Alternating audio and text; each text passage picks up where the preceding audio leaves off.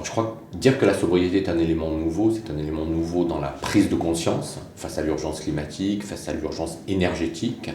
Mais pour autant, c'est quelque chose, c'est un concept qui est intégré, et je dirais intégré de longue date, dans les préoccupations des écoles d'ingénieurs, de l'INSA Lyon en particulier. Dans le cadre du collège d'ingénierie Lyon-Saint-Étienne, avec l'école centrale, l'école des mines, le NTPE, nous travaillons à l'INSA Lyon à proposer des projets centrés sur des questions autour de l'impact carbone, donc la décarbonation de l'industrie des usages, qui suppose la sobriété,